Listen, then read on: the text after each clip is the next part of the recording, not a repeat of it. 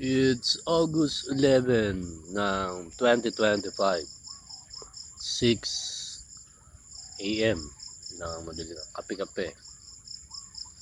Kakape tayo dito. So,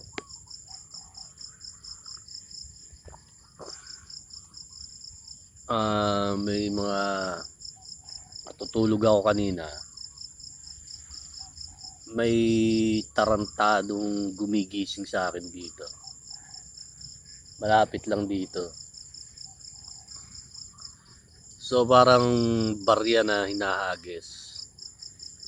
Ginagawa sa akin ng kapatid ko yan nandun ako sa yung napunta ako doon sa bahay.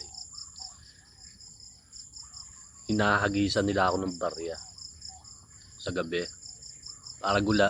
Yung noobserbahan ka, tinitignan nila sa cellphone habang hinahagisan ka ng ginugulat ka o kinakalantog ka. Tinitignan nila sa cellphone yung reaksyon ng katawan. So, itong mga putang inang to, mga kriminal itong mga putang inang to, dapat pinapatay agad itong mga putang inang to. Sa totoo lang, sinasabi ko sa inyo. Pag nakuha nyo yung video, sabi ko nga sa inyo, anytime pwede nyo patayin ng mga yan. Wala silang pinangahawakan, sasabihin ko sa inyo. Kahit may utos pa ng gobyerno, pwede nyo silang patayin. Nakuha nyo. Dahil hindi na makakatanggi gobyerno, marami magwewelga sa gobyerno pag ganito ginawa nila dito. Sasabi ko sa inyo. Ilabas nyo yung mga video niya.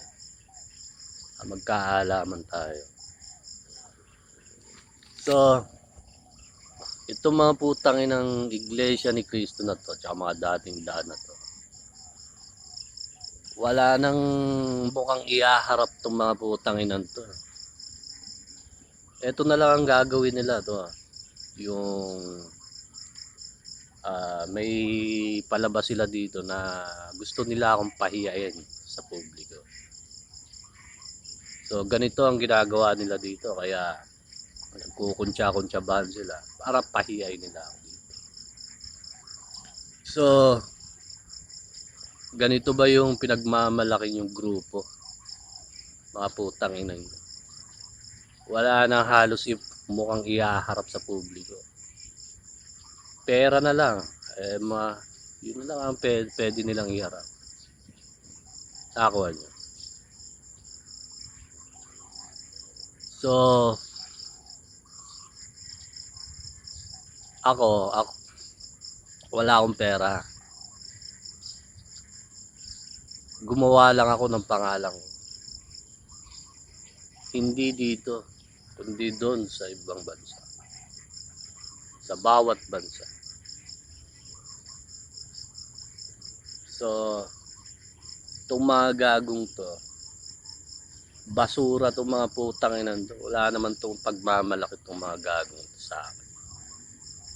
Nakuha nyo.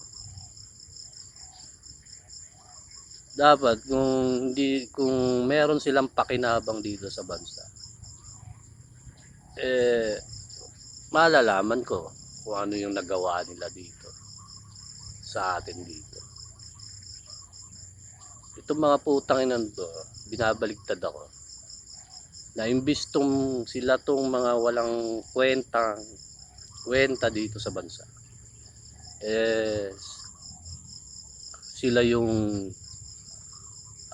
kumbaga parang nagpipiling na may nagawa dito. Putang ina.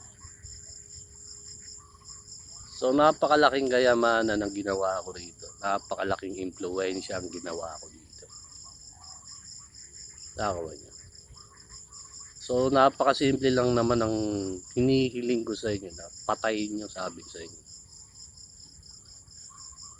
Diba? Patayin niyo, sabi ko sa inyo. Meron na bang gumawa sa Pilipinas ng ganito ginawa sa Pilipinas? Na binigyan ng kapangyarihan at impluwensya ang Pilipinas. Meron na bang gumawa dito? Sumagot kayo. Napakasimple lang ng hinihingi ko sa inyo. Patayin nyo, sabi ko sa inyo. Nakakuha niya. Susunod na ulit.